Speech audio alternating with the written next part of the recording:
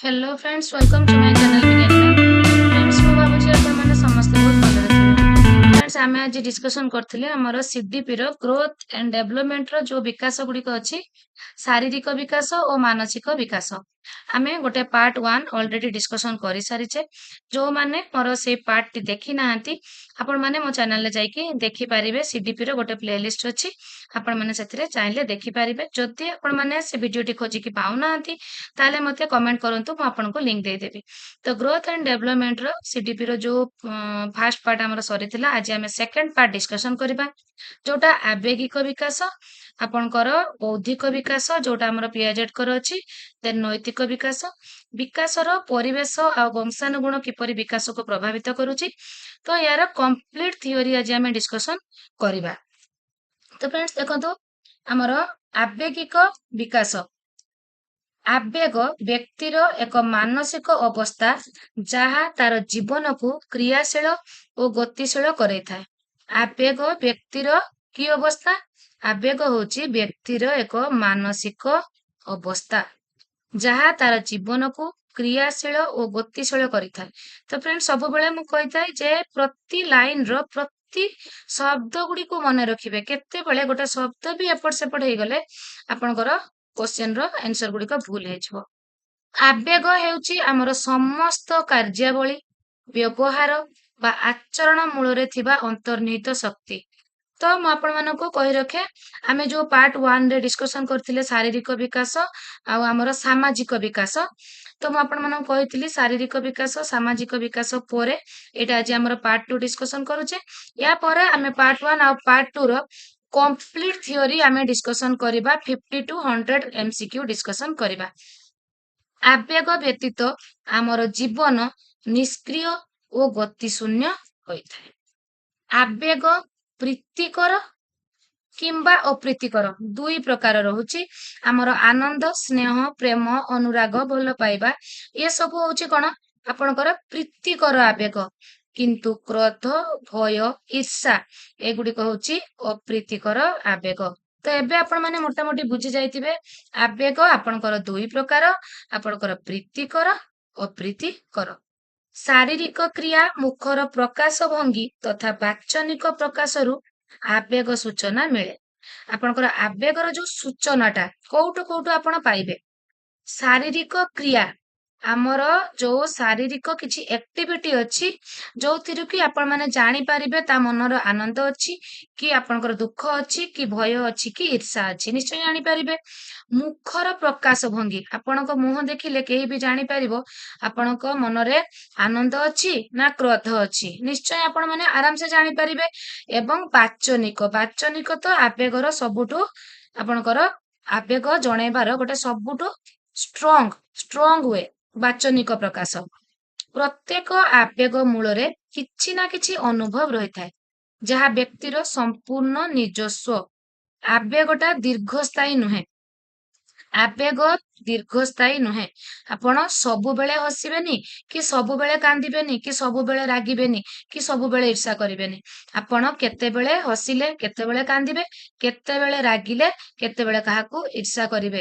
ସେ ଛୁଆ ହଉ କି ଆପଣମାନେ ହୁଅନ୍ତୁ, ଆବେଗ କେବେ ବି ଜଣକ ପାଖର ଦୀର୍ଘସ୍ଥାୟୀ ହୋଇ ରହି ନଥାଏ। ଏହା ପରିବର୍ତ୍ତନଶୀଳ। ଏହା ସମୟ ଅନୁସାରେ ପରିବର୍ତ୍ତନଶୀଳ। କଥାରେ କୁହାଯାଏ କି ନାଇଁ, ଆପଣମାନେ ଦେଖ ମୁହୂର୍ତ୍ତରେ ଶିଶୁଟି କାନ୍ଦୁଥିଲା ବେଳେ, ଗୋଟିଏ ମୁହୂର୍ତ୍ତରେ ଶିଶୁଟି କାନ୍ଦୁଥିଲା ବେଳେ ପର ମୁହୂର୍ତ୍ତରେ ହସିପାରେ। ଯେତେବେଳେ ଧର ତାର ଗୋଟେ ଜିନିଷଟି ଆପଣମାନେ ଛଡେଇ ନେବେ, ତାହେଲେ ସେ ଯଦି ସେତେବେଳେ କାନ୍ଦୁଥିବ, କିଛି ସମୟ ପରେ ତା ମନରୁ କାନ୍ଦଟା ଦୂର ହେଇଯିବ, ସେ ପୁଣି ଅଟୋମେଟିକ ହସିବ, ଖେଳିବ, ବୁଲିବ, ପୁଣି ଏଜ ୟୁଜୁଆଲ ସବୁ କିଛି ହେଇଯିବ। ତ ଏଇଟା ହଉଛି କାହିଁକି ହେଲା ନା, ଯେହେତୁ ଆବେଗଟା ଆମର ସ୍ଥିର ରହୁନାହିଁ, ଦୀର୍ଘସ୍ଥାୟୀ ହେଇ ରହୁନାହିଁ। ଆଉ ଗୋଟେ ଇମ୍ପୋର୍ଟାଣ୍ଟ କଥା, ଶୈଶବାବସ୍ଥାରେ ଶିଶୁମାନଙ୍କର 3ଟି ମୂଳ ଆବେଗ ରହିଛି। ଏଇଟା କ୍ୱେଶ୍ଚନ୍ ଆସୁଛି, ଭେରି ଭେରି ଇମ୍ପୋର୍ଟାଣ୍ଟ, ଆପଣମାନଙ୍କୁ ସବୁବେଳେ କହିଥାଏ। ଯେତେବେଳେ ବି ଆମେ ଥିଓରି କ୍ଲାସ କରୁଛେ, ଆପଣମାନେ ପାଖରେ ଗୋଟେ କପି ଆଉ ପେନ୍ ରଖନ୍ତୁ। କାହିଁକି ନା, ଆମେ ଏକ୍ଜାମ ଦିନ କେବେ ବି ଏତେ ବଡ ଭିଡିଓ ଦେଖିକି ଯିବାକୁ ଆମର ଟାଇମ ଆଦୌ ବି ହବ ନାହିଁ।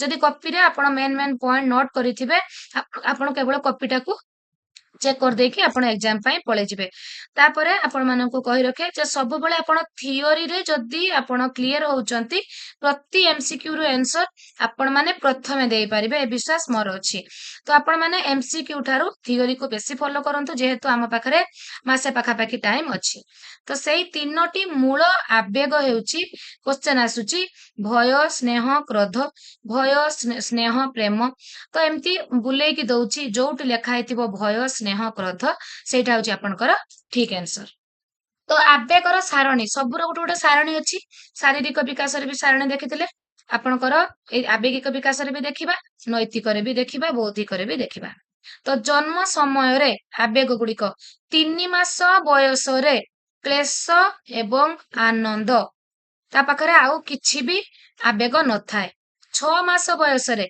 ता पाखरे टिके भय विरक्ति क्रोध क्लेश आनंद तो ये क्लेश आनंद आपणकर 3 मास रे भी थिला 6 मास बेले भी रहिछि 12 मास समय रे भय विरक्ति क्रोध ईर्षा आनंद स्नेह प्रेम छोट मानक प्रति ममता तो हमर 12 मास 18 मास आ 2 वर्ष बेलकू तीनटा जाक देखंतु समान अछि आपन मन रखिया पई एटा इजी आपन माने जो सारणी गुडा जते मु देखौची आपन माने स्क्रीनशॉट करके रखंतु तापरे कॉपी रे ताको पॉइंट आउट करनेबे तो ए जो देखंतु 12 मास 18 मास आ 2 वर्ष बेलकू तार आवेगटा समान रहउची 3 मास बेलकू क्लेश आनंद 6 मास बेलकू भय विरक्ति क्रोध क्लेश आनंद 5 वर्ष बेलकू तार एड हेउची हिंसा द्वेष उत्कंठा लज्जा 5 वर्ष बयस बेलकू आपनकर एई आपनकर आवेग गुड़िक एड होउची तो एज अनुसार आवेग गुड़िक दया करी मने रखंतु देन फ्रेंड्स देखिबा बाल्यावस्था रे हिंसा द्वेष उत्कंठा लज्जा विकसित होइथाय शैशवावस्था रे आवेग गुड़िक शैशवावस्था रे कोन कहली क्लेश आनंद भय विरक्ति क्रोध अनुराग स्नेह प्रेम ईर्षा ममता आद्य बाल्यावस्था रे पिलाटीर आवेग तीव्र होइथाय से आवेगिक भारसाम्य रक्षा करि पारे नाही बा नियंत्रण करि पारे नाही केतेबेले क्वेश्चन आसी जिवो को अवस्था रे पिलाटीर आवेग तीव्र आ गोटे क्वेश्चन हेई परिबो को अवस्था रे पिलाटीर आवेगिक भारसाम्य रक्षा करि पारे नाही पिलाटी नियंत्रण करि पारेनी अति सहज रे से रागी जीव अति सहज रे हसी दबो अति सहज रे कांदी पकेबो अति सहज रे भी से डरी जीव तार आवेगर नियंत्रण रही पारे नाही से कंट्रोल करि पारेनी निजको टिके किछि रे से फटकी रागी जाए किंतु प्रांत बाल्यावस्था रे पिला माने निज आवेगर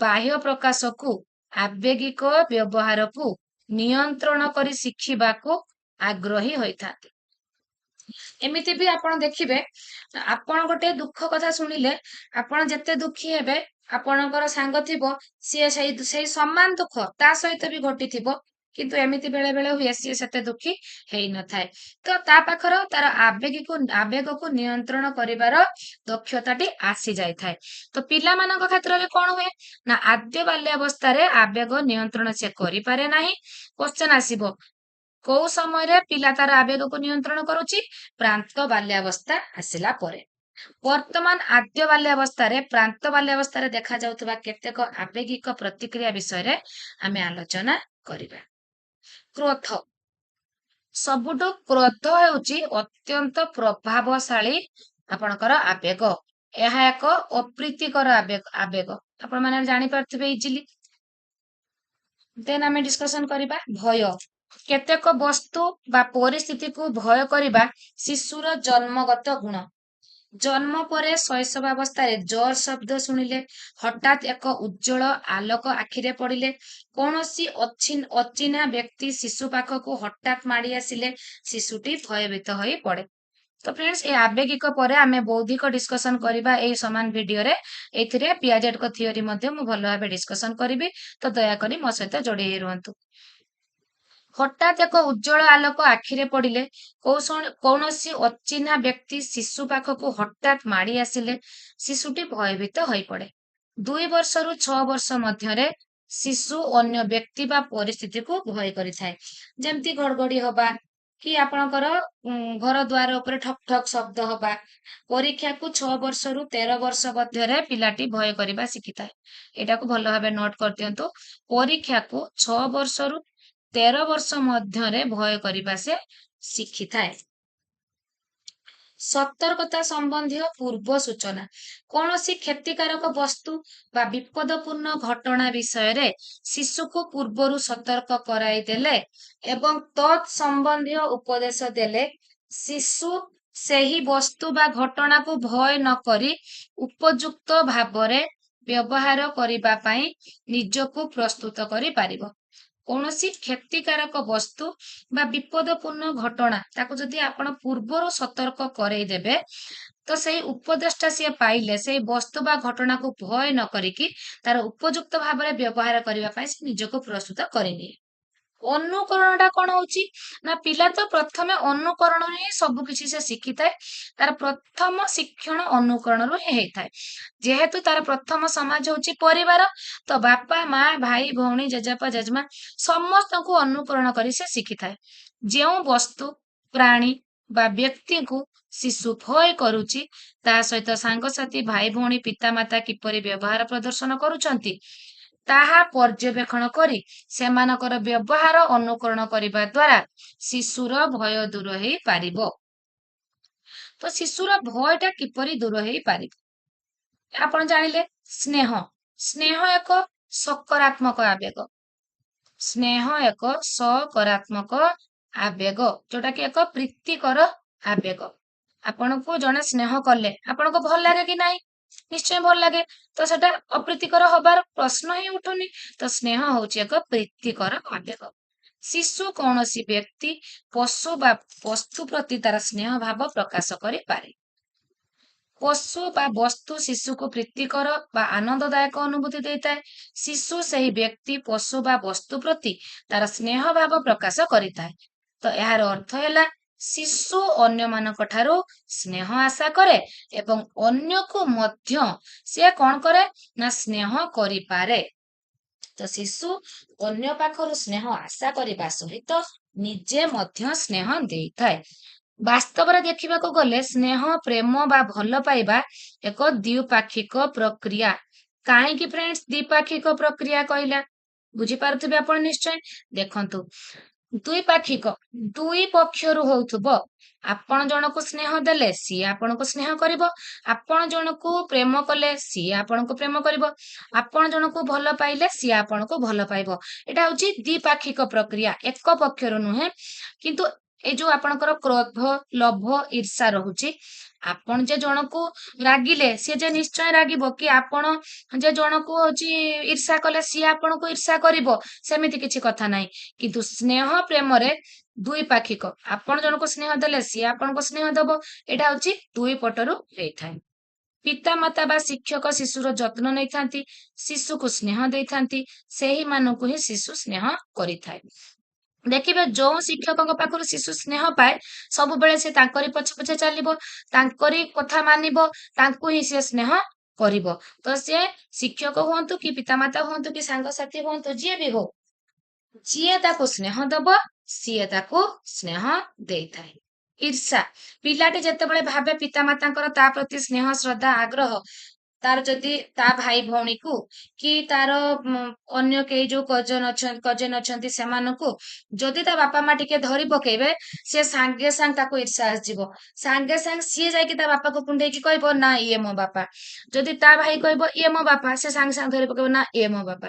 ତ ତା ମନରେ ସାଙ୍ଗେ ସାଙ୍ଗେ ଈର୍ଷାନ୍ୱିତ ଆସିଯାଏ ଯେତେବେଳେ ତା ଭଲ ପାଇବାରେ ତା ଆଗ୍ରହରେ କେହି ଭାଗ ବସେଇଥାଏ।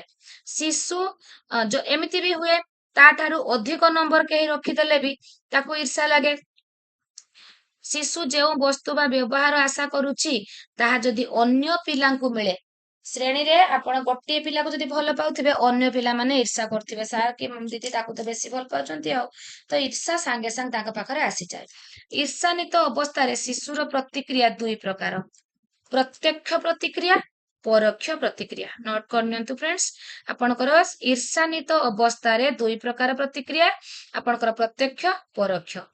ଅନ୍ୟ ପିଲାଙ୍କୁ ମାରିବା କାମୁଡିବା ଠେଲିଦବା, आंपुड़िबा गोईठा मारिबा चिमुटी देबा अन्य शिशुठारु कंढेई छड़ेई नबा एगुड़िक प्रत्यक्ष प्रतिक्रिया प्रत्यक्ष कला से डायरेक्ट ता मन को ईर्षा आसला से किछि न भाबिकी सांगे सांग मारिला कामुड़ला ठेलदेला गोईठा मारिदेला चिमुटी देला जो जिनसटा नेते इच्छा अछि बोली ईर्षा करूछि सेटाको छड़ेई नेला कंढेईटाको छड़ेई नेला खेलनाको छड़ेई नेला किंतु परोक्ष प्रतिक्रिया कौन होची ईर्षार बिछणारे परिस्रा करिबा नख कामुड़िबा बहुत पिला नख कामुड़ंती फिंगा फिंगी करिबा चिड़ेइबा कंढेई भांगिबा एई सबु माने रागिकी कंढेई देला तो आ जणासकी भांगी देला तो एटा होची परोक्ष प्रतिक्रिया तो फ्रेंड्स एटा को भलो भाबे मने रखंतु प्राक कैशोरावस्था आवेगिक विकास प्राक कैशोरावस्था आद्य भागरे पिला मानक ठारे प्रकाश पाउथिबा आवेगिक लक्षण गुड़िक मध्यरु केतोटी होची मनुआ भाव रुषिबा हठात रागी जिबा टिके टिके कथारे कांदी पकेबा एई समय रे पिला माने व्यस्त दुश्चिंताग्रस्त चिड़चिड़ा हेइथांती आपणकर स्ट्रेस एंड स्ट्रेन पीरियड से पीरियड टाको कह जाउची कि नहीं तो यही अवस्था रे पिला मानक ठारे भाव प्रवणता खूब बेसी परिमाण रे देखा जाए जण जण को एका रहिबा को ए समय रे भल लागे से माने प्रत्येक कार्य रे निजर स्वाधीनता पई व्यग्र होइथांती माने सबु जिंसर से माने चाहंती हमकु स्वाधीनता दिया जाओ बापा माँ जो कथा कहिले पिता माता कहिले भी से माने भाबंती बोधे ए माने हमर भल चाहू नाहांती काइना से माने जो कामटा करबा को चाहिबे आपण जदि सेटा ता पई भलो हेइ नथिबा आपण निश्चय मना करिवे तो मना कले से ताकर स्वाधीनता बाधा प्राप्त हबो तो से माने व्यग्र हेइ उठंती सेमानको पूर्ण स्वाधीनता नतेले ସେମାନେ ନିଜର କ୍ରୋଧ ପ୍ରକାଶ କରିଥାନ୍ତି ସେମାନେ ବାପା ମାକୁ ସାଙ୍ଗେ ସାଙ୍ଗେ ମୁହଁ କରିଦେବେ ରାଗି ଯିବେ କ୍ରୋଧି ହେଇଯିବେ ଏହି ସମୟରେ ସେମାନଙ୍କର ଇଚ୍ଛା ବିରୁଦ୍ଧରେ ଜୋର ଜବରଦସ୍ତ କୌଣସି କାର୍ଯ୍ୟ କରାଇବା ଅନୁଚିତ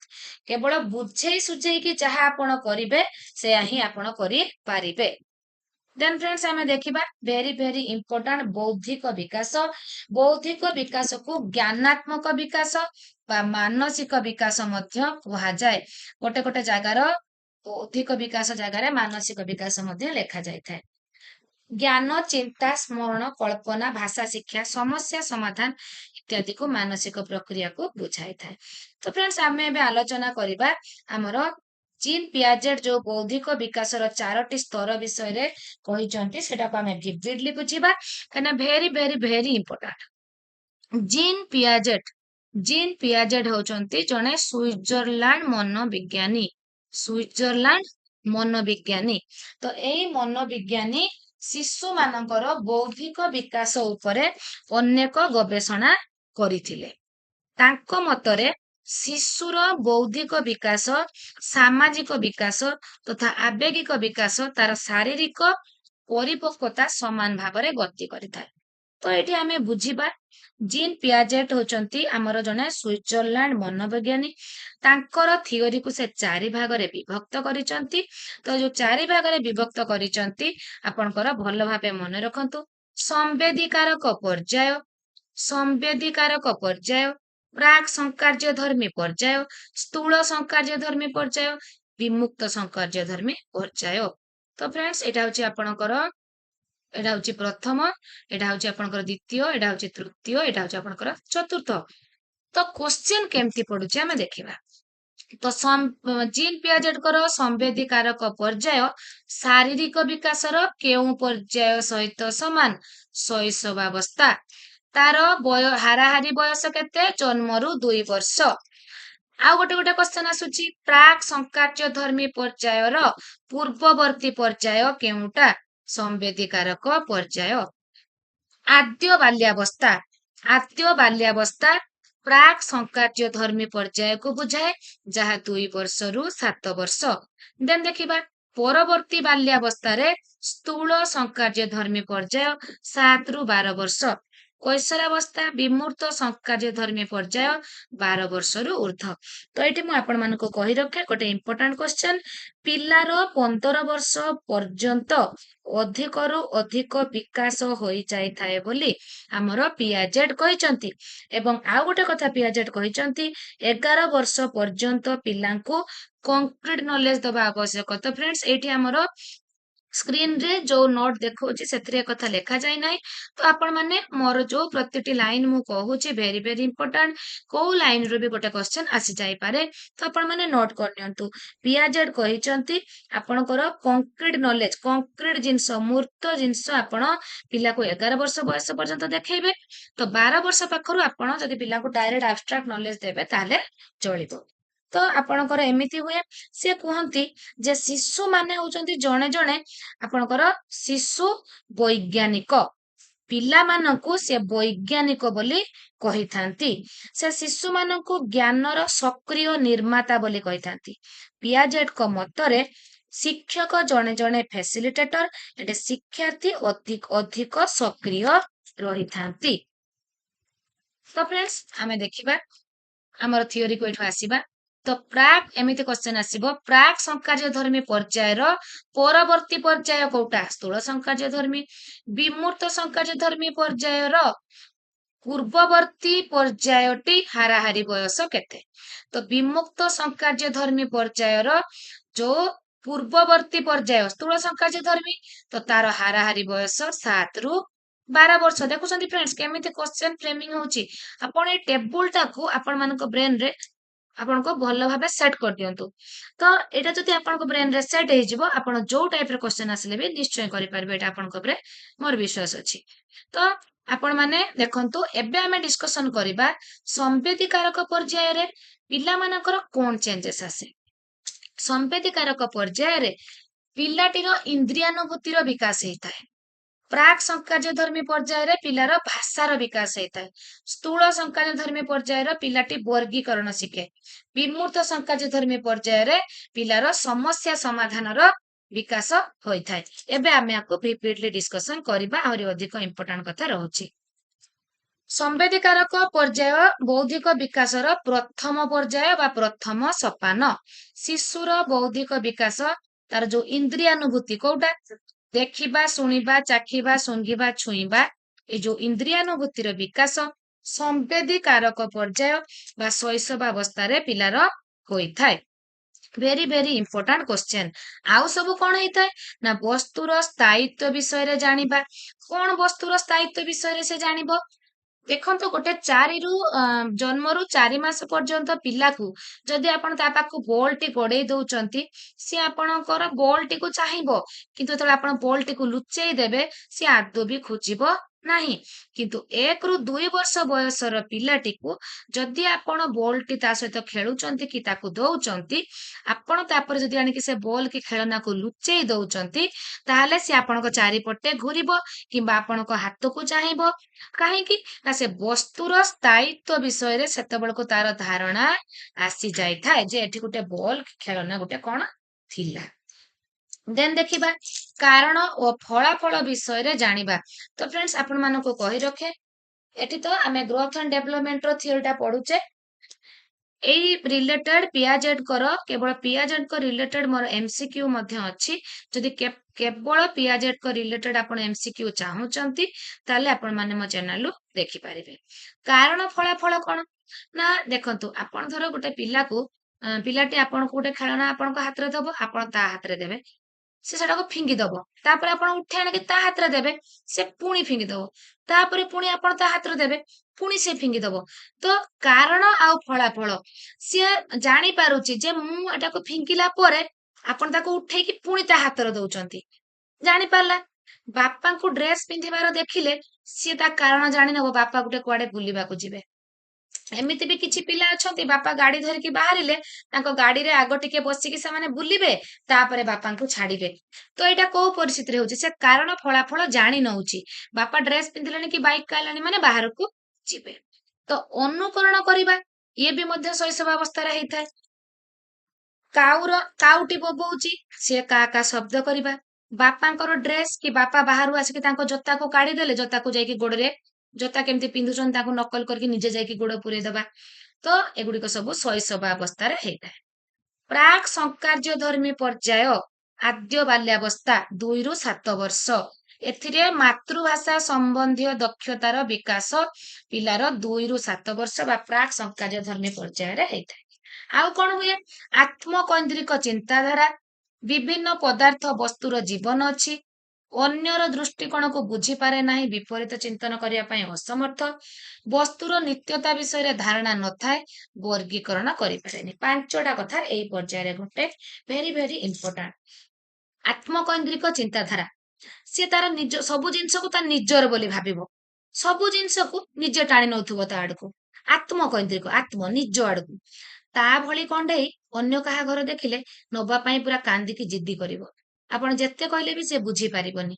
ଏଇଟା କଣ ହୁଏ, ଏହି ପର୍ଯ୍ୟାୟରେ ଦ୍ଵିତୀୟ ସୋପାନ 4 ରୁ 7 ବର୍ଷ ଶିଶୁର ଆତ୍ମକୈନ୍ଦ୍ରିକ କଥୋପକଥନ ଓ ଚିନ୍ତାଧାରା କ୍ରମେ କ୍ରମେ ଦୂର ହେଇକି ଯାଏ। ତ ଏଇଟା ଆପଣଙ୍କର ବାଲ୍ୟାବସ୍ଥାର, ଏଇଟା ଯୋଉ ଆମେ ଡିସ୍କସନ କରୁଛେ, ଏଇଟା କୋଉଟା ଆପଣଙ୍କର ଆଦ୍ୟ ବାଲ୍ୟାବସ୍ଥାରେ ଡିସ୍କସନ କରୁଛେ। ତ ଏଇଥିରେ ଗୋଟେ ପର୍ଯ୍ୟାୟରେ ସେ ଆତ୍ମକୈନ୍ଦ୍ରିକ ଚିନ୍ତାଧାରା କରେ, କିନ୍ତୁ 4 ରୁ 7 ବର୍ଷ ବୟସ ବେଳକୁ, ଦ୍ଵିତୀୟ ପର୍ଯ୍ୟାୟ ବେଳକୁ ଆସ୍ତେ ଆସ୍ତେ ସେ ବୁଝିପାରେ କୋଉ କଣ୍ଢେଇ ତାର, କୋଉ କଣ୍ଢେଇ ତା ସାଙ୍ଗର। ବିଭିନ୍ନ ପଦାର୍ଥ ଓ ବସ୍ତୁର ଜୀବନ ଅଛି। ଯୋଉ ଜିନିଷଟା ଚାଲୁଛି, ଗତିଶୀଳ ହେଲା, ସେଇଟାକୁ ସିଏ ବୁଝି ନବ ଯେ ଏଟା ଜୀବନ୍ତ, ଆର ଜୀବନ ଅଛି। ମୋଟର ଗାଡି ଯାଉଛି ତ, ଚାଲିବା ଜିନିଷ ଆପଣ ସବୁ କହିଲେ ତାକୁ ସଜୀବ ତ ସେ ମୋଟର ଗାଡିଟା ତାନେ ସଜୀବ ବୋଲି ସେ ବୁଝି ନବ। ଚିନ୍ତନକୁ ବିପରୀତ ଭାବରେ ବଦଳାଇବାରେ ଅସମର୍ଥ। ଯଦି କୁହାଯିବ ରାମ ଗୋପାଳର ବଡ ଭାଇ, ରାମ ଗୋପାଳର ବଡ ଭାଇ, ଗୋପାଳ ରାମର କଣ ହବ ଟିକେ ବୁଲେଇ ଦେଲେ ସେ ମାନେ ବିପରୀତ ଚିନ୍ତା କରିପାରେ ନାହିଁ, ସେ ମାନେ ଠିକ ଠାକ କହିପାରିବନି। ଆପଣ ଗୋଟେ ମାଟି ପେଣ୍ଡୁଳାକୁ ନେଇକି ସେଟାକୁ ଗୋଲ କରିଦେବେ, ସେଟାକୁ ସିଲିଣ୍ଡର କରିଦେବେ, ସିଏ ସେଟାକୁ ବୁଝିବାରେ ଅସମର୍ଥ ହେଇଯିବ ଯେ ଏଠି ସେତିକି ମାଟି ଲାଗିଛି ନା ଅଧିକା ଲାଗିଛି। ତ ସିଏ କ୍ରିଟିକାଲ ଥିଙ୍କିଂ କରିପାରେ ନାହିଁ। ବର୍ଗୀକରଣ କରିବାରେ ଅସମର୍ଥ। ଏଇଟା କ୍ୱେଶ୍ଚନ ଟା ଇମ୍ପୋର୍ଟାଣ୍ଟ ଅଛି। ପ୍ରାକ୍ ସଂକାର୍ଯ୍ୟ ଧର୍ମୀ ପର୍ଯ୍ୟାୟରେ ପିଲା ବର୍ଗୀକରଣ କରିପାରେନି, କିନ୍ତୁ ସ୍ଥୂଳ ସଂକାର୍ଯ୍ୟ ଧର୍ମୀ ପର୍ଯ୍ୟାୟରେ ପିଲା ବର୍ଗୀକରଣ କରେ। କଣ ବର୍ଗୀକରଣ? ଆପଣ ତାକୁ କିଛି ହଳଦିଆ ଫୁଲ, କିଛି ଲାଲ ଫୁଲ, କିଛି ନୀଳ ଫୁଲ ଦେବେ, ସେ ଠିକ ଭାବେ ବର୍ଗୀକରଣ କରିପାରେ ନାହିଁ, କିନ୍ତୁ 6 ବର୍ଷ ପରେ 7 ବର୍ଷ ବେଳକୁ ତାର ବର୍ଗୀକରଣ ଧାରଣା ଆସି ଯାଇଥାଏ। ତ ଫ୍ରେଣ୍ଡସ୍, ଏମିତି କ୍ୱେଶ୍ଚନ ଆସୁଛି, ପିଲା ବର୍ଗୀକରଣ କେବେ ଶିଖେ? ଆପଣ ଯଦି ପ୍ରାକ୍ ସଂକାର୍ଯ୍ୟ ଧର୍ମୀ, ସ୍ଥୂଳ ସଂକାର୍ଯ୍ୟ ଧର୍ମୀ ଥିବ, ଆପଣ ସାଙ୍ଗେ ସାଙ୍ଗେ ଲେଖିଦେବେ ସ୍ଥୂଳ ସଂକାର୍ଯ୍ୟ ଧର୍ମୀ। କିନ୍ତୁ ଯଦି ଥିବ କେତେ ବୟସରେ, 4 ରୁ 5, 6 ରୁ 7, 8 ରୁ 9, ଏମିତି କ୍ୱେଶ୍ଚନ ଫ୍ରେମିଂ ହେଇଛି, ମୁଁ ଦେଖିଛି। ପିଲା ବସ୍ତୁର ବର୍ଗୀକରଣ ବା କ୍ରମୀକରଣ ସେଠି ଯଦି ବୟସ ଦେଇଥିବ, ଆପଣ ଲେଖିବେ 6 ରୁ 7 ବର୍ଷ ବୟସ ବେଳକୁ ସେ ଆସ୍ତେ ଆସ୍ତେ କ୍ରମୀକରଣ ବା ବର୍ଗୀକରଣ ଶିକ୍ଷା କରିଥାଏ। କିନ୍ତୁ ଯଦି ଆପଣଙ୍କର ପିଆଜେଡଙ୍କର ପର୍ଯ୍ୟାୟ ପଡିବ, ତାହେଲେ ଆପଣ ଲେଖିବେ ସ୍ଥୂଳ ସଂକାର୍ଯ୍ୟ ଧର୍ମୀ ପର୍ଯ୍ୟାୟ ବେଳକୁ ପିଲାଟି ବର୍ଗୀକରଣ ଶିକ୍ଷା ଆରମ୍ଭ କରିଥାଏ। ସ୍ଥୂଳ ସଂକାର୍ଯ୍ୟ ଧର୍ମୀ ବୌଦ୍ଧିକ ବିକାଶର ତୃତୀୟ ପର୍ଯ୍ୟାୟକୁ ସ୍ଥୂଳ ସଂକାର୍ଯ୍ୟ ଧର୍ମୀ ପର୍ଯ୍ୟାୟ କୁହାଯାଏ। ଏହି ପର୍ଯ୍ୟାୟରେ ଶିଶୁର ଜ୍ଞାନ, ଧାରଣା ଓ ଅନୁଭୂତି ସ୍ଥୂଳ ବସ୍ତୁ ଉପରେ ପର୍ଯ୍ୟବେସିତ ହୋଇଥାଏ। ଏହି ପର୍ଯ୍ୟାୟରେ ଶିଶୁର ଯୁକ୍ତିସଙ୍ଗତ ଚିନ୍ତାଧାରା ବିକାଶ ଘଟିବା ଆରମ୍ଭ ହୋଇଥିଲେ ମଧ୍ୟ ସେ ସ୍ଥୂଳ ବସ୍ତୁ ମାଧ୍ୟମରେ ଚିନ୍ତା କରିବାକୁ ସମର୍ଥ ହେଇଥାଏ। ବିମୂର୍ତ୍ତ ଚିନ୍ତନ ପାଇଁ ସମର୍ଥ ହୋଇନଥାଏ। ବିମୂର୍ତ୍ତ ଚିନ୍ତନ ପାଇଁ ସେ ସମର୍ଥ ହୋଇନଥାଏ। କୋଉଠି? ସ୍ଥୂଳ ସଂକାର୍ଯ୍ୟ ଧର୍ମୀରେ। କିନ୍ତୁ ବିମୂର୍ତ୍ତ ସଂକାର୍ଯ୍ୟ ଧର୍ମୀ ବେଳକୁ ସେ ଠିକ ଭାବେ ଶିଖି ଯାଇଥାଏ। ଦେନ୍ ଫ୍ରେଣ୍ଡସ୍, ଆମେ ଦେଖିବା ବସ୍ତୁର ନିତ୍ୟତା। ବସ୍ତୁର ନିତ୍ୟତା, ଆପଣଙ୍କର ଚିନ୍ତନକୁ ବିପରୀତ ଭାବରେ ବଦଳାଇବାକୁ ସେ ସମର୍ଥ ହେଇଯିବ। କଣ ସମର୍ଥ ହେଇଯିବ? ପ୍ରାକ୍ ସଂକାର୍ଯ୍ୟ ଧର୍ମୀ ବେଳକୁ ସମର୍ଥ ହେଇନଥିଲା, ତାକୁ ଟିକେ ରାମ ଗୋପାଳର ବଡ ଭାଇ, ଗୋପାଳ ରାମର କଣ ହବ ସେ କିଛି କହିପାରୁନଥିଲା। କିନ୍ତୁ ଏଠି ଆପଣ ତାକୁ 1 ରୁ 10, 10 ରୁ 1 କରତେ କହିବେ, ସେ ବିପରୀତ ଦିଗରେ ମଧ୍ୟ ଗଣିଦବ। ତ ବସ୍ତୁର ନିତ୍ୟତା କଥା ଯୋଉ କହିଲା, ତରଳ ପଦାର୍ଥକୁ ବିଭିନ୍ନ ଆକୃତି ବିଶିଷ୍ଟ ପାତ୍ରରେ ରଖିଲେ ସେହି ପଦାର୍ଥର ପରିମାଣରେ କୌଣସି ପରିବର୍ତ୍ତନ ଘଟେ ନାହିଁ। ସେହିପରି ମାଟି ପିଣ୍ଡୁଳାକୁ ଗୋଲାକାରରୁ ସିଲିଣ୍ଡର ଆକୃତି କରିନେଲେ ସେଥିରେ ସମାନ ପରିମାଣ ମାଟି ଅଛି ବୋଲି ସେ କହିଦବ। ତ ବସ୍ତୁର ନିତ୍ୟତା ବିଷୟରେ ସେ ଏଠି ଜାଣିପାରେ। ଚିନ୍ତାକୁ ବିପରୀତ ଭାବେ କହିଲେ ବି ସେ ବୁଝିବାକୁ ସମର୍ଥ ହୁଏ। ବହୁମୁଖୀ ଉପାୟରେ ବସ୍ତୁର ଶ୍ରେଣୀକରଣ, ବର୍ଗୀକରଣ। ଆପଣ ବିଭିନ୍ନ ପ୍ରକାର ପଶୁ ତାକୁ ଦେବେ, କହିବେ ୟା ଭିତରୁ ଗୃହପାଳିତ ପଶୁ ଆଉ ବଣରେ ଥିବା ପଶୁ ବାଛ, ସେ ଆରାମସେ ବାଛିଦବ। କାହିଁକି ନା ତାର 6 ରୁ 7 ବର୍ଷ, ଯୋଉଟା ଆମର ସ୍ଥୂଳ ସଂକାର୍ଯ୍ୟ ଧର୍ମୀ ବେଳକୁ ତାର ବର୍ଗୀକରଣ ବା କ୍ରମୀକରଣ ଶିକ୍ଷା ଆରମ୍ଭ ହେଇଯାଇଥାଏ। କ୍ରମୀକରଣଟା କଣ ରହୁଛି ନା, ଯଦି ଶିଶୁଟିକୁ 10ଟି ବିଭିନ୍ନ ଦୈର୍ଘ୍ୟ ବିଶିଷ୍ଟ କାଠ ଦିଆଯାଇ ସଜେଇବାକୁ କୁହାଯିବ, ସେ ବଡରୁ ସାନ କ୍ରମେ, ସାନରୁ ବଡ କ୍ରମେ ସେ ଆରାମସେ ଲେଖି ପାରିବ। ତ ବିମୂର୍ତ୍ତ ସଂକାର୍ଯ୍ୟ ଧର୍ମୀ 12 ବର୍ଷରୁ ଉର୍ଦ୍ଧ୍ୱ, ବୌଦ୍ଧିକ ବିକାଶରେ ଚତୁର୍ଥ ଏବଂ ଶେଷ ପର୍ଯ୍ୟାୟକୁ ବିମୂର୍ତ୍ତ ସଂକାର୍ଯ୍ୟ ଧର୍ମୀ ପର୍ଯ୍ୟାୟ କୁହାଯାଏ। ଏହି ପର୍ଯ୍ୟାୟରେ କିଶୋର କିଶୋରୀ ମାନଙ୍କର ସମସ୍ୟା ସମାଧାନ ମୂଳକ ଦକ୍ଷତା ବୃଦ୍ଧି ପାଇଥାଏ। ମନେ ରଖିବେ, ସମ୍ବେଦୀ କାରକରେ କୋଉ ପରିବର୍ତ୍ତନ ହଉଛି, ପ୍ରାକ୍ ସଂକାର୍ଯ୍ୟ ଧର୍ମୀର କୋଉ ପରିବର୍ତ୍ତନ, ସ୍ଥୂଳ ସଂକାର୍ଯ୍ୟ ଧର୍ମୀର କୋଉ ପରିବର୍ତ୍ତନ, ବିମୂର୍ତ୍ତ ସଂକାର୍ଯ୍ୟ ଧର୍ମୀର କୋଉ ପରିବର୍ତ୍ତନ। ତ ଏହି ସମୟରେ ପିଲାଙ୍କର ବିମୂର୍ତ୍ତ ଚିନ୍ତନ ଶକ୍ତି ବୃଦ୍ଧି ପାଇଥାଏ। ସେମାନେ ଯୁକ୍ତିସଙ୍ଗତ ଉପାୟରେ ଚିନ୍ତା କରିବାକୁ ମଧ୍ୟ ସମର୍ଥ ହୋଇଥାନ୍ତି। ଏହି ସମୟରେ ଭବିଷ୍ୟତ କାର୍ଯ୍ୟପନ୍ଥା, ଭବିଷ୍ୟତ ଜୀବନ ବିଷୟରେ ମଧ୍ୟ ଚିନ୍ତା କରିବା ସେମାନେ ଷ୍ଟାର୍ଟ କରି ଦେଇଥାନ୍ତି। ଏଇଟା ଗଲା ଆମର ବୌଦ୍ଧିକ ବିକାଶ, ଯୋଉଟା କି ବୌଦ୍ଧିକ ବିକାଶର 4ଟି ପର୍ଯ୍ୟାୟ ଏବେ ଆମେ ଆଲୋଚନା ଏଗୁଡିକ ବିଷୟରେ କଲେ। ସମ୍ବେଦୀ କାରକ ପର୍ଯ୍ୟାୟରେ ଶିଶୁର ଇନ୍ଦ୍ରିୟାନୁଭୂତି ହୁଏ, ପ୍ରତିବର୍ତ୍ତ କ୍ରିୟା ମାଧ୍ୟମରେ ବାହ୍ୟ ଜଗତ ବିଷୟରେ ଜାଣେ, ଆଚରଣର ପୁନରାବୃତ୍ତି, ଅନୁକରଣ ଦକ୍ଷତା, ଜିଜ୍ଞାସୁ ଭାବର ଉଦ୍ରେକ ହୁଏ, ବସ୍ତୁର ସ୍ଥାୟିତ୍ୱ ବିଷୟରେ ଜାଣିବା ଆରମ୍ଭ କରେ। ପ୍ରାକ୍ ସଂକାର୍ଯ୍ୟ ଧର୍ମୀ ପର୍ଯ୍ୟାୟର ଶିଶୁର ଆତ୍ମକୈନ୍ଦ୍ରିକ ଚିନ୍ତାଧାରା, ସାମାଜିକ କଥୋପକଥନ, ବସ୍ତୁର ଶ୍ରେଣୀକରଣ ଓ ବର୍ଗୀକରଣ ଦକ୍ଷତା। ଏଇଟା ହଉଛି ବର୍ଗୀକରଣ ଦକ୍ଷତା ଆପଣଙ୍କର ପ୍ରାକ୍ ସଂକାର୍ଯ୍ୟ ଧର୍ମୀରେ ସମ୍ପୂର୍ଣ୍ଣ ହେଇନଥାଏ, ସ୍ଥୂଳ ସଂକାର୍ଯ୍ୟ ଧର୍ମୀ ପର୍ଯ୍ୟାୟରେ ସମ୍ପୂର୍ଣ୍ଣ ହେଇଥାଏ। 6ରୁ 7 ବର୍ଷ ବେଳକୁ ଜଷ୍ଟ ତାର ଷ୍ଟାର୍ଟ ହେଇଥାଏ। ସ୍ଥୂଳ ସଂକାର୍ଯ୍ୟ ଧର୍ମୀ ପର୍ଯ୍ୟାୟରେ ଯୁକ୍ତିସଙ୍ଗତ ଧାରଣା, ସ୍ଥୂଳ ଅନୁଭୂତି ମାଧ୍ୟମରେ ଚିନ୍ତା, ବସ୍ତୁର ନିତ୍ୟତା ସମ୍ବନ୍ଧରେ ଜ୍ଞାନର ବିକାଶ। ବିମୂର୍ତ୍ତ ସଂକାର୍ଯ୍ୟ ଧର୍ମୀ ପର୍ଯ୍ୟାୟରେ ସମସ୍ୟା ସମାଧାନ ମୂଳକ ଦକ୍ଷତାର ବିକାଶ, ଯୁକ୍ତିସଙ୍ଗତ ଚିନ୍ତାଧାରାର ଅଭିବୃଦ୍ଧି, ବିମୂର୍ତ୍ତ ଚିନ୍ତନ ଶକ୍ତିର ବିକାଶ, ଭବିଷ୍ୟତ ବିଷୟରେ ଚିନ୍ତା, ଏସବୁ ବିକାଶ ହୋଇଥାଏ। ତ ଫ୍ରେଣ୍ଡସ୍, ମୁଁ ଭାବୁଛି ଆପଣ ମାନେ ଭଲ ଭାବେ ବୁଝିପାରିଥିବେ ଆପଣଙ୍କର ଆବେଗିକ ଏଣ୍ଡ ଆମର ବୌଦ୍ଧିକ ବିକାଶ। ଆଉ ଯୋଉମାନେ ମୋର ପିଆଜେଡଙ୍କର ସ୍ପେଶାଲ ଥିଓରି ଦେଖିବାକୁ ଚାହୁଁଛନ୍ତି ତା ରିଲେଟେଡ ମଧ୍ୟ ଭିଡିଓ ଅଛି। ତ ଯଦି ଆପଣ ଚାହିଁବେ ସେଠି ବି ଦେଖିପାରିବେ, ନହେଲେ ଏଠି ମଧ୍ୟ ମୁଁ ଭିଭିଡଲି ଡିସ୍କସନ ଅଲରେଡି ଆପଣଙ୍କ ପାଇଁ କରିଦେଇଛି। ତ ନୈତିକ ବିକାଶ, ଯେହେତୁ ଆପଣ ମାନେ ଚାହୁଁଥିଲେ ଯେ ପୁରା ଟୋଟାଲ ଗ୍ରୋଥ ଆଣ୍ଡ ଡେଭଲପମେଣ୍ଟର ଥିଓରି ଭଲ ଭାବେ ଜାଣିବା ପାଇଁ, ତ ସେଥିପାଇଁ ମୁଁ ପାର୍ଟ 1 ସାରିଛି, ଏବେ ପାର୍ଟ 2 ସାରିଲି। ଆମର ୟା ପର ଭିଡିଓରେ ଆମେ MCQ କରିବା। ଶିଶୁର ନୈତିକ ବିକାଶ ଉପରେ ଲରେନ୍ସ କଲବର୍ଗ ଉପାଦେୟ ତତ୍ତ୍ୱ ପ୍ରଦାନ କରିଛନ୍ତି। ନୈତିକ ବିକାଶ ଉପରେ କିଏ ଦେଲେ? ଲରେନ୍ସ କଲବର୍ଗ। ଆପଣଙ୍କର ସାମାଜିକ ପ୍ରଥା, ରୀତି, ଧାରା, ଶିଷ୍ଟାଚାର ବିଷୟରେ ପରିଚିତ ହେବା, ନିଜର ଆଚରଣକୁ ସେହି ଅନୁସାରେ ପରିଚାଳିତ କରିବାକୁ ନୈତିକ ବିକାଶ କୁହାଯାଏ। ସାମାଜିକ ବିକାଶ ବିଶୃଙ୍ଖଳିତ ହୋଇଥାଏ। ଯେଉଁ ବ୍ୟକ୍ତି ସମାଜ ସହିତ ଉପଯୋଜନକ୍ଷମ ହୋଇପାରେ ନାହିଁ, ସେହି ବ୍ୟକ୍ତି ଅନୈତିକ ଆଚରଣ ପ୍ରଦର୍ଶନ କରେ।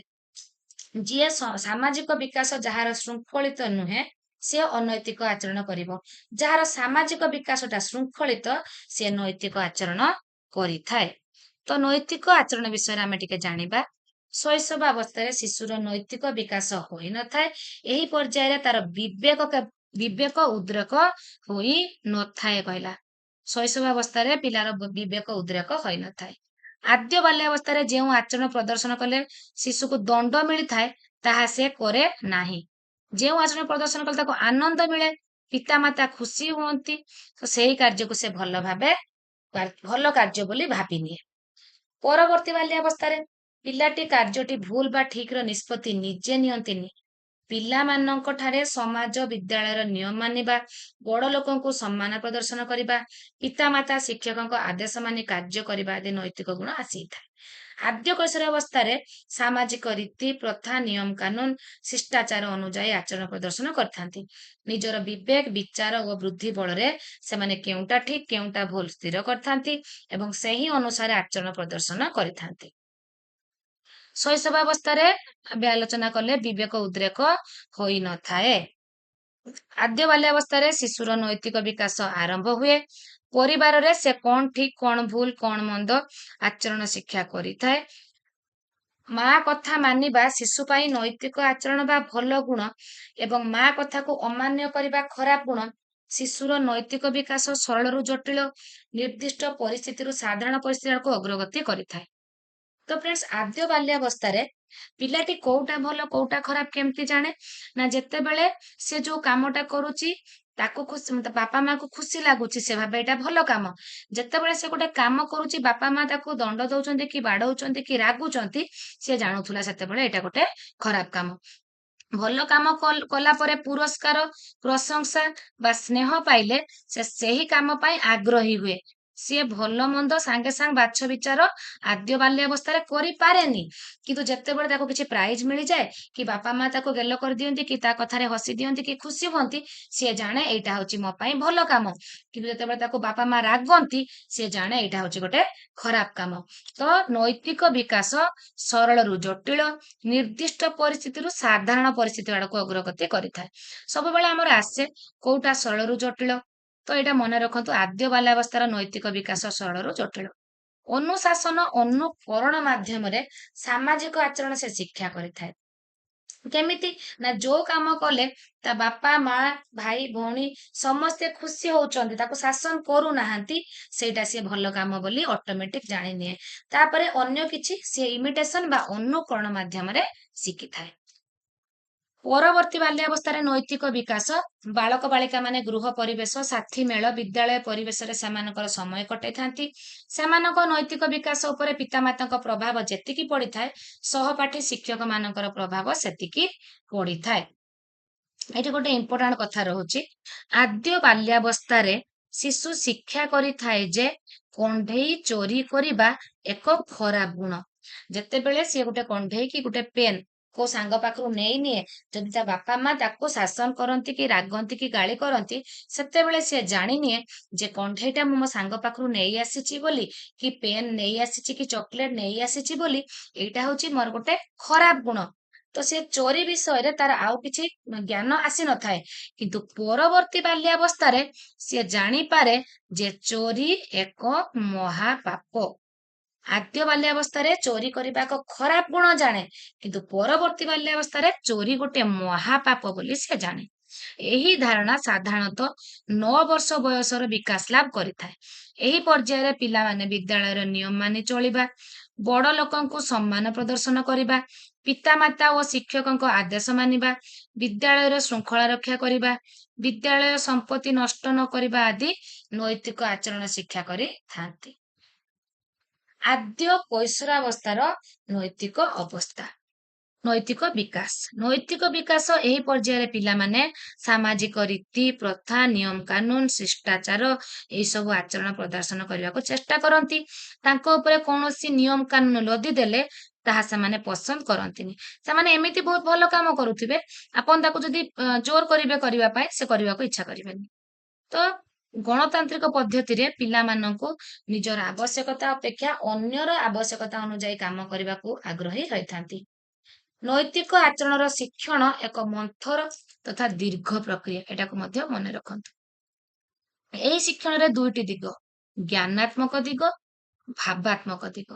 ଜ୍ଞାନାତ୍ମକ ଦିଗ, ଶିଶୁ ସାମାଜିକ ରୀତି, ପ୍ରଥା, ଶିଷ୍ଟାଚାର, ନିୟମ କାନୁନ ବିଷୟରେ ଶିକ୍ଷା ପାଏ। କେଉଁ ଆଚରଣ ଠିକ, କେଉଁଟା ଭୁଲ, କାହିଁକି ଠିକ, ତାହା ପ୍ରତ୍ୟେକ ଶିଶୁ ଜାଣିବା ଆବଶ୍ୟକ। ଏହାର ଭାବାତ୍ମକ ଦିଗ ହଉଛି, ଶିଶୁ ନୈତିକ ଆଚରଣ ପ୍ରଦର୍ଶନ କଲେ ତାର ସେହି ଆଚରଣ ସ୍ୱୀକୃତି, ପ୍ରଶଂସା, ସ୍ନେହ ପାଇବା ଆବଶ୍ୟକ। ଖରାପ ଆଚରଣ ପାଇଁ ଶିଶୁକୁ ଶାରୀରିକ ଦଣ୍ଡ ନ ଦିଆଯାଇ ସେ ସମ୍ବନ୍ଧରେ ତାକୁ ଆମେ ବୁଝେଇବା ଯେ ପିଲା ଏଇଟା ତୁ କରନା, ଏଇଟା ଖରାପ ଗୁଣ, ଏଇଟା କର, ଏଇଟା ହଉଛି ଭଲ ଗୁଣ। ତାକୁ ଆମେ ବୁଝେଇବା ଆବଶ୍ୟକ। ଏ ସମୟରେ ସେମାନେ ଅତ୍ୟଧିକ ସ୍ନେହ ଆବଶ୍ୟକ କରିଥାନ୍ତି, ସେମାନେ ଅଧିକ ସ୍ୱାଧୀନତା ଚାହିଁଥାନ୍ତି। ଦେନ୍ ଫ୍ରେଣ୍ଡସ୍, ଆମେ ଦେଖିବା ଶିକ୍ଷାର୍ଥୀର ବିକାଶରେ ବଂଶାନୁଗୁଣ, ପରିବେଶର ଗୁରୁତ୍ୱ। ଆପଣଙ୍କର ଶିକ୍ଷାର୍ଥୀର ବିକାଶରେ ବଂଶଗୁଣ ଆଉ ପରିବେଶ ଦେଖିବେ। ସମାନ ବୟସ, ସମାନ କ୍ଲାସର, ଧରନ୍ତୁ ପଞ୍ଚମ ଶ୍ରେଣୀର ଦୁଇଟି ପିଲାକୁ ଆପଣ ଆଣିବା ପରେ ଦେଖିବେ ଦୁଇ ଜଣଙ୍କର ବୟସ ସମାନ, ଉଚ୍ଚତା ସମାନ, କିନ୍ତୁ ଗୁଣର ପ୍ରଭେଦ ରହୁଥିବ। କାହିଁକି ନା ତାଙ୍କର ଯୋଉ ବିକାଶଟା ହେଇଛି, ବାପା ମାଙ୍କର ଜିନ୍ ବା ହେରିଡିଟି ଏଠି କାମ କରୁଛି। ତା ବାପା ମାଙ୍କର କିଛି ଗୁଣ ପିଲା ମଧ୍ୟରେ ରହିଯାଇଛି। ତ ଯେହେତୁ ଦୁଇ ଜଣଙ୍କର ବାପା ମା ହଉଛନ୍ତି ଭିନ୍ନ, ତ ସେଥିପାଇଁ ତାଙ୍କ ଭିତରେ ବିକାଶ ମଧ୍ୟ ଭିନ୍ନ ହୋଇଥାଏ। ତ ଠିକ ସେମିତି ପରିବେଶ କଣ ହୁଏ, ଆପଣ ପିଲାଟି ଯୋଉ ପରିବେଶର ବଢେ ତାର ବିକାଶ ସେମିତି ହୁଏ। ତାର ପ୍ରଥମ ପରିବେଶ ହଉଛି ପରିବାର। ତ ପରିବାରର ବାପା ମା ଭାଇ ଭଉଣୀର ବ୍ୟବହାରକୁ ଦେଖିକି ବିକାଶ ତାର ହେଇଥାଏ। ତାପରେ ସେ ବିଦ୍ୟାଳୟକୁ ଆସେ, ତାପରେ ସମାଜକୁ ଯାଏ। ତ ଯୋଉ ଟାଇପର ଲୋକଙ୍କ ସହିତ ମିଶେ, ତ ତାର ବିକାଶ ସେମିତି ହୁଏ। ତ ଏଇଠି ଗୋଟେ ଇମ୍ପୋର୍ଟାଣ୍ଟ କଥା ଜାଣିବା, ଗର୍ଭ ଧାରଣ ସମୟରେ ପିତା ମାତାଙ୍କ ଠାରୁ ଶିଶୁଟି ତାର ଜନ୍ମଗତ ଗୁଣ ଗୁଡିକ ଏକ ସ୍ୱାଭାବିକ ପ୍ରକ୍ରିୟା ମାଧ୍ୟମରେ ଆହରଣ କରିଥାଏ। ପିତାମାତାଙ୍କ ଠାରୁ ବା ପୂର୍ବପୁରୁଷଙ୍କ ଠାରୁ ଶିଶୁ ଯେଉଁ ଶାରୀରିକ ତଥା ମାନସିକ ଗୁଣ ବା ବୈଶିଷ୍ଟ୍ୟ ଅଧିକାର କରେ ତାହା ସ୍ୱାଭାବିକ ଜଟିଳ ଏହି ସ୍ୱାଭାବିକ ତଥା ଜଟିଳ କ୍ରିୟାକୁ ବଂଶାନୁଗୁଣ କୁହାଯାଏ। ତ ପିଲା ତା ବାପା ମା ଠାରୁ ଯେଉଁ ଶାରୀରିକ ତଥା ମାନସିକ ଗୁଣର ଅଧିକାରୀ ହୋଇଥାଏ ଏହି ସ୍ୱାଭାବିକ ଓ ଜଟିଳ ପ୍ରକ୍ରିୟାକୁ ବଂଶାନୁଗୁଣ କୁହାଯାଏ।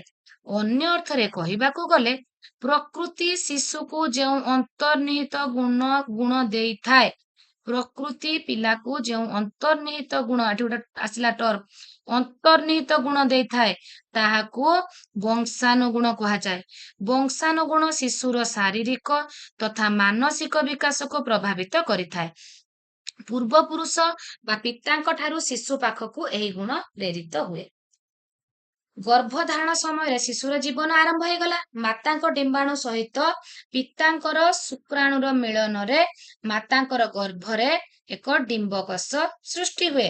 ଏହି ଡିମ୍ବକୋଷ କ୍ରମେ ବୃଦ୍ଧି ପାଇ ଗର୍ଭ ସଞ୍ଚାରର ପ୍ରାୟ 280 ଦିନ ପରେ ଏକ ପୂର୍ଣ୍ଣାଙ୍ଗ ମାନବ ଶିଶୁ ରୂପେ ଧରା ପୃଷ୍ଠରେ ଅବତୀର୍ଣ୍ଣ ହୁଏ। ପିତାମାତାଙ୍କର ଜନନ କୋଷର ମଧ୍ୟ ଭାଗରେ ଲମ୍ବା ସୂତା ଆକୃତିର କେତୋଟି ଗଢଣ ଥାଏ, ତାହାକୁ କ୍ରୋମୋଜୋମ କୁହାଯାଏ। କ୍ରୋମୋଜୋମ ବିଷୟରେ ତ କ୍ୱେଶ୍ଚନ ନିଶ୍ଚୟ ଆସୁଛି। ପ୍ରତ୍ୟେକ କ୍ରୋମୋଜୋମରେ ହଜାର ହଜାର ସଂଖ୍ୟକ ଅତି ସୂକ୍ଷ୍ମ ଓ ଅତି କ୍ଷୁଦ୍ର ଗଢଣ ଥାଏ, ତାହାକୁ ଉତ୍ପାଦନ ଅଣୁ ବା ଜିନ୍ କୁହାଯାଏ। ଜିନ୍ ମଧ୍ୟ ଆସୁଛି। ଏହି ଉତ୍ପାଦନ ଅଣୁ ଗୋଟିଏ, ସେଟା ଆମର ଆଉ ବେଶୀ କିଛି ଆବଶ୍ୟକ ନାହିଁ, ଆପଣ ଏତିକି ବାଟ ଯାଏ ଜାଣିଲେ। ତାପରେ ଦେଖିବା ପରିବେଶ। ପରିବେଶ କଣ ପ୍ରଭାବ ପକାଉଛି ନା ଆପଣଙ୍କର ପିଲାଟି ଚାରା ଗଛଟିଏ ତା ମଞ୍ଜିରୁ ନିଜର ବିଶେଷ ଗୁଣ ଗୁଡିକୁ ଆହରଣ କରିଥାଏ। ଚାରା ଗଛଟି କିପରି ଭାବରେ ବୃଦ୍ଧି ପାଇବ, ତାର ଫୁଲ ଫଳ କିପରି ହବ, ଫୁଲ ଗୁଡିକ ସୁଗନ୍ଧଯୁକ୍ତ ନା ବାସ୍ନାହୀନ, ଫଳ ଗୁଡିକ ମିଠା ଲାଗିବ ନା ପିତା ଲାଗିବ, ଏସବୁ ଗୁଣ ଗୁଡିକ ଗଛର ମଞ୍ଜିରେ ଅନ୍ତର୍ନିହିତ ଥାଏ କି ନାହିଁ। ତ ଚାରା ଗଛର ବିଶେଷ ଗୁଣ ଗୁଡିକ ତା ମଞ୍ଜି ଦ୍ଵାରା ନିର୍ଦ୍ଧାରିତ ହେଲେ ମଧ୍ୟ ଆପଣଙ୍କୁ ଯୋଉ ମଞ୍ଜି ଦ୍ଵାରା ଯୋଉ ମଞ୍ଜି ଭିତରେ ଯୋଉ ଅନ୍ତର୍ନିହିତ ଗୁଣ ସେଟା କଣ କହିଲା ସିଏ, ସେଟା ହଉଛି ଆପଣଙ୍କର ବଂଶ ଗୁଣ। ବଂଶ ଗୁଣ ଯୋଉଟା ଆମେ ପଢିଲେ, କିନ୍ତୁ ଖାଲି ବଂଶ ଗୁଣ ଦ୍ଵାରା ଯେ ଗୋଟେ ପିଲା ଆପଣଙ୍କର ପୂର୍ଣ୍ଣାଙ୍ଗ ମଣିଷ ହେଇପାରିବ ସେୟା ନୁହେଁ, ତା ସାଙ୍ଗରେ ପରିବେଶର ମଧ୍ୟ କାମ ରହୁଛି।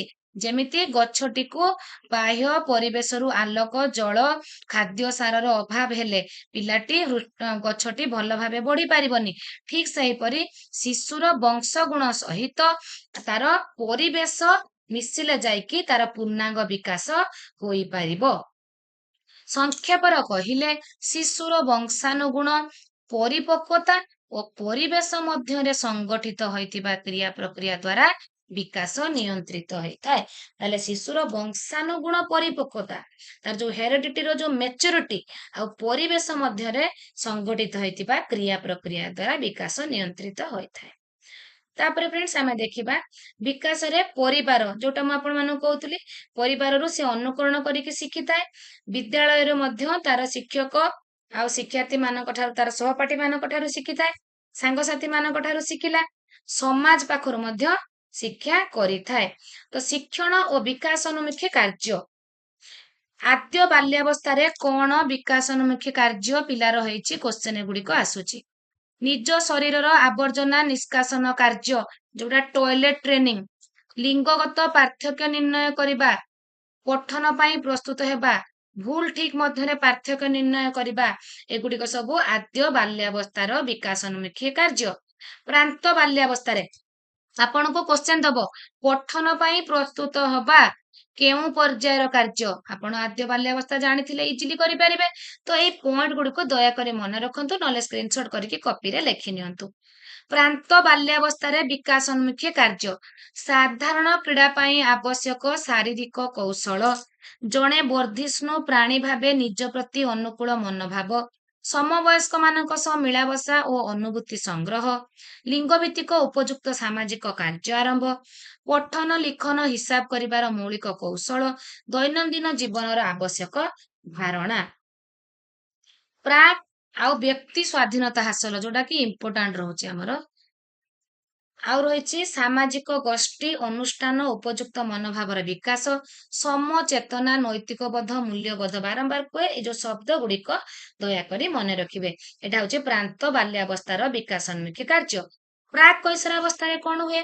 ଉଭୟ ଲିଙ୍ଗର ସମବୟସ୍କ ମାନଙ୍କ ସହ ନୂତନ ପରିପକ୍ୱ ସମ୍ପର୍କ ସ୍ଥାପନ, ପୁରୁଷ ନାରୀ ସୁଲଭ ସାମାଜିକ ଦାୟିତ୍ୱ କାର୍ଯ୍ୟ ସମ୍ପାଦନ। ଆଦ୍ୟ କୈଶୋରାବସ୍ଥାରେ ପୁଅ ପିଲା ପାଖରେ ପୁରୁଷ ସୁଲଭ ଗୁଣ, ନାରୀ ପାଖରେ ନାରୀ ସୁଲଭ ଗୁଣ ଆସି ଯାଇଥାଏ। ନିଜ ଶରୀର ଓ ରୂପକୁ ଗ୍ରହଣ କରିବା, ଫଳପ୍ରଦ ବ୍ୟବହାର କରିବା। ଏଇ ସମୟରେ କଣ ହେଇଥାଏ ନା ଆପଣଙ୍କର ଗର୍ଭାଶୟର ଆପଣଙ୍କର ଡେଭଲପମେଣ୍ଟ ଆରମ୍ଭ ହେଇଥାଏ, କିନ୍ତୁ ଗର୍ଭ ଧାରଣ ସମ୍ପୂର୍ଣ୍ଣ କ୍ଷମତା ଆସିନଥାଏ।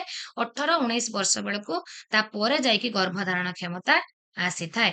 ତ ସାମାଜିକ ଦାୟିତ୍ୱପୂର୍ଣ୍ଣ କାର୍ଯ୍ୟଭାର ଗ୍ରହଣ କରିବାକୁ ଆଗ୍ରହ ପ୍ରକାଶ, ଗ୍ରହଣ କରିବା, ସମ୍ପାଦନ କରିବା, ପିତାମାତା ଅନ୍ୟାନ୍ୟ ବୟସ୍କ ମାନଙ୍କ କବଳରୁ ଆବେଗିକ ମୁକ୍ତି ହାସଲ କରିବାକୁ ଚେଷ୍ଟା କରିବା, ଆର୍ଥିକ ସ୍ୱାବଲମ୍ବୀ ହେବା ପାଇଁ ପ୍ରସ୍ତୁତ କରିବା। ତ ଫ୍ରେଣ୍ଡସ୍, ଏବେ ଆମେ ଭିଭିଡଲି ଡିସ୍କସନ କରିଦେଲେ। ଆମେ ପାର୍ଟ 1 ରେ ଆମେ ଡିସ୍କସନ କରିଥିଲେ ଶାରୀରିକ ସାମାଜିକ ବିକାଶ। ଏବେ ଆମେ ଡିସ୍କସନ କଲେ ଆପଣଙ୍କର ଆବେଗିକ, ବୌଦ୍ଧିକ ଆଉ ନୈତିକ ବିକାଶ। ଆଉ ଆମର ବିକାଶକୁ କେମିତି ପରିବେଶ ଓ ଆମର ଯୋଉ ରହିଛି ବଂଶ ଗୁଣ କେମିତି ତା ଉପରେ ପ୍ରଭାବ ପକଉଛି, ସେଗୁଡିକ ଆମେ ଡିସ୍କସନ କଲେ। ଆଉ ଆମର ଯୋଉ ବିକାଶୋନ୍ମୁଖୀ କାର୍ଯ୍ୟ ରହିଛି ସେଗୁଡିକ ମଧ୍ୟ ଆମେ ଡିସ୍କସନ କଲେ। ତ ଫ୍ରେଣ୍ଡସ୍, ଭାବୁଛି ଆପଣମାନଙ୍କୁ এই ଭିଡିଓଟି ଭଲ ଲାଗିଥାଇପାରେ। ତାପରେ ଆମେ ଡିସ୍କସନ କରିବା ଆମର MCQ ବିଷୟରେ। ତ ଫ୍ରେଣ୍ଡସ୍, ଆଜି ପାଇଁ ଏତିକି। Take care.